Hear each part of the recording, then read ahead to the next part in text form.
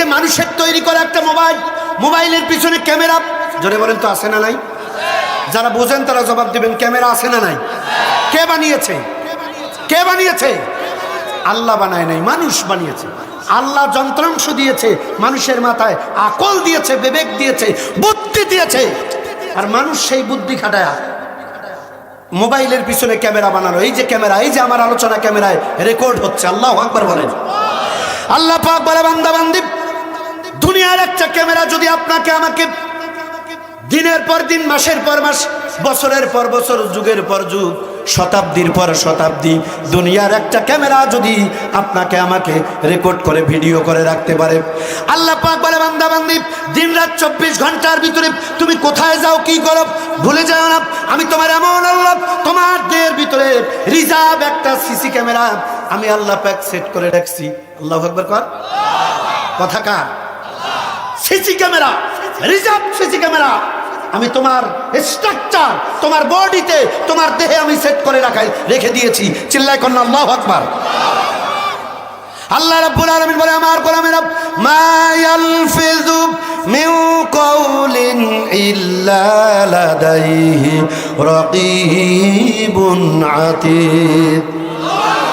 আর চিল্লায় বলা লাগবে আল্লাহু আকবার। আমার ভাইয়েরা ভালো করে শোনেন, আমার মা বোনেরা, আল্লাহ বলে, বান্দারে, ওয়াজ বাড়িতে গিয়ে এরকম করে কারা মোবাইল টিপতেছেন, আল্লাহ পাক বলে, এখানে বসে কি করতেছেন, বাদাম পাচ্ছেন, বুট খাচ্ছেন, ওখানে বসে গল্প করতেছেন, রাস্তায় ঘুরে বেড়াচ্ছেন, মহিলা প্যান্ডেলের দরজায় কিছু যুবক এতিমের মতো ঘোরাঘুরি করতেছে, কখন কার বউ বেটি আসে আর যায়। আরে ভাই কথা কন না কেন? এ শিল্পী ভাই কথা কন না কেন? আমি কি বানায় কইলাম? ওখানে আড্ডা দিচ্ছে, ঘুরতেছে, আসতে পারতেছে না, কখন কার বউ বেটি একটু বের হবে দেখবো। আল্লাহ বলে, ভুলে যেও না তুমি কোথায় গিয়া কি করো। আমি রব্বুল আলামিন, মা ইয়ালফিযু মিন কাউলিন ইল্লা লাদাইহি রাকীবুন আতীদ।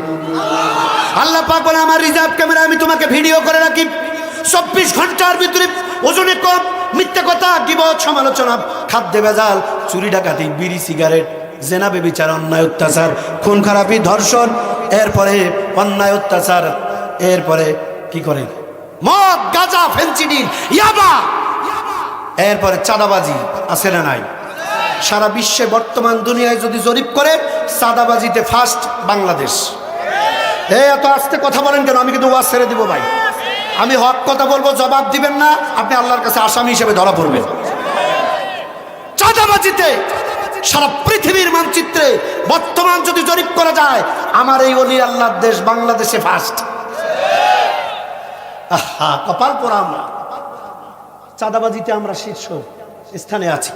আল্লাহ বলে, ভুলে যাইও না, আমার দিকে দেখুন চাচাগণ, ও আমার বাচ্চারা, অনেক ডিমান্ডফুল কথা আমি ইনশাআল্লাহ সামনে বলবো। আমি বিশ্বাস করি এখন থেকে 1 ঘন্টা থাকলে আপনার আত্মা ঠান্ডা হয়ে যাবে ইনশাআল্লাহ। এজন্য মনোযোগ আর একটু আমাকে আওয়াজ দিয়া সহযোগিতা করবেন। আল্লাহ পাক বলেন, কোথায় গিয়া কি করো? রাতের বেলা ইয়ারফোন কানে দিয়া মোবাইলের পায়খানা রাস্তায় একটা তার লাগায় দেয়, এর কথা বলে না। রাত 3টা 4টা পর্যন্ত কম্বলের নিচে, লেপের নিচে শুয়া মারে ফাঁকি দেওয়া যায়, বাপরে ফাঁকি দেওয়া যায়, ভাই ভাবিরে, পরিবারের লোককে ফাঁকি দিয়া ওই জরিনার সাথে বল্টু আর সকিনার সাথে নাট কথা বলা যায়, সেটিং করা যায়, কিন্তু আমার আল্লাহরে ফাঁকি দেওয়া যায় না। বাপরে বলে গরিব, মা গরিব, বাপ গরিব, দিনমজুর, রিক্সা চালক, ভ্যান চালক, প্লিজ কথাগুলো মিলায় নেবেন, অধিকাংশ মানুষের সাথে মিলে যাবে। ছেলেটা রংপুর রোকেয়া বিশ্ববিদ্যালয়ে পড়ে, কারমাইকেল কলেজে পড়ে, বগুড়া আজিজুল হক কলেজে পড়ে, রাজশাহী ইউনিভার্সিটি, এরপরে কুষ্টিয়া ইসলামী বিশ্ববিদ্যালয়, ঢাকা বিশ্ববিদ্যালয়, বুয়েট, চুয়েট, চুয়েট, কুয়েট লেখাপড়া করে, মেডিকেল বিশ্ববিদ্যালয় পড়াশোনা করে। গরিব বাপ, গরিব মা, বাপরে টেলিফোন করে বলে, আব্বা 60টা সাবজেক্ট প্রাইভেট পড়ি 1 মাসে। কয়টা চাচা? 4টা। তাই নাকি? বলে ইংলিশ, ফিজিক্স, কেমিস্ট্রি, ইকোনমিক্স। তাই নাকি? 4টা প্রাইভেট পড়ি, মেসের রুম ভাড়া, খাওয়া, পকেট খরচ তো আছে। 4টা সাবজেক্ট প্রাইভেট 1 মাসে 2000 লাগে। গরিব বাপ মা, দিনমজুর, রিক্সা চালক, ভ্যান চালক, অটো চালক, অশিক্ষিত বাবা বোঝে না। 1 মাসে একদিন বুড়া মানুষ বুড়িরে নিয়া একটু ব্রয়লার মুরগির গোশ কেনার সাহস পায় না। ব্রয়লারের গোশ এত টাকা কিনে খাইলে ছেলেরে মেরে টাকা দিব কেমনে? এ ভাই কথা বলেন না কেন? আর এই টাকা নিয়ে গিয়া বাবার মাথার ঘাম পায়ে ফেলা পয়সা নিয়া কোন কলেজ বিশ্ববিদ্যালয়ের কোন গাছের গোড়ায় কোন গার্ডেনের কোথায় গিয়া বসে জরিনার মাথা উরুর উপরে রেখে চিরুনির কাজ হাতের আঙ্গুল দিয়া করে, টোনায় বাদাম ফাটায় টুনির মুখে দেয়। ঠিক না? আপনাদের একটা বেটা তাছাড়ু জোয়ারু মাদারু, আপনি নামাজ পড়েন তসবিহ হাত থেকে ফেলেন না। আপনার একটা বেটি রন্না দেওয়ার কথা রংপুর, সেই রন্না পরে ফরিদপুর। কথা বলেন না কেন আপনারা? আর আপনি নিজেকে কি মনে করেন? বড় হুজুর হয়ে গেছেন, আল্লাহওয়ালা হয়ে গেছেন।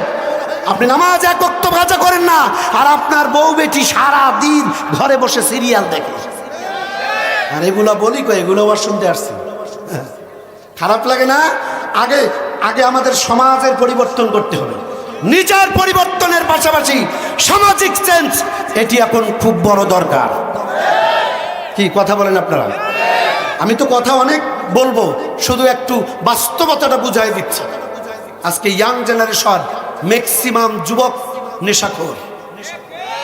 কথা বলেন ঠিক কিনা? ম্যাক্সিমাম যুবকের চরিত্রের বালাই নাই। বিশ্বাস না হয় আজকে রাত 3টার সময় আপনার ছেলের মোবাইলটা নেবেন, কোন রকম তার ফিঙ্গার দিয়ে লকটা খুলে আর মেসেঞ্জার হোয়াটসঅ্যাপে দেখবেন কয় হাজার বার আই লাভ ইউ লেখা আছে। এটা তো আপনারা মুরব্বীরা বুঝবেন না। আপনি তো তাহাজ্জুদ বাদ দেন না, পড়বেন, অবশ্যই পড়বেন, কিন্তু মেয়েটা কোথায় কি করে, ছেলেটা কোথায় কি করে, বউ নামাজ পড়ে কিনা, পর্দা করে কিনা, কোরআন কারীম তেলাওয়াত করে কিনা, এই খোঁজ নেওয়ার দায়িত্ব আগে আপনার। আপনি মসজিদে পড়ে থাকেন, আপনার বেটি এদিকে বোল্টুরে নিয়ে রিক্সায় ঘরে। এরকম 50,000 বছর যদি হায়াত পায়া আল্লাহরে সেজদা দেন, দোয়া করে বলবেন রব্বানা যালামনা। আল্লাহ কয় ওরে চিটার, তোর বউ বেটিরে ভালো করতে পারলি না, তোর মতো কানার দোয়া আমি শুনবো না।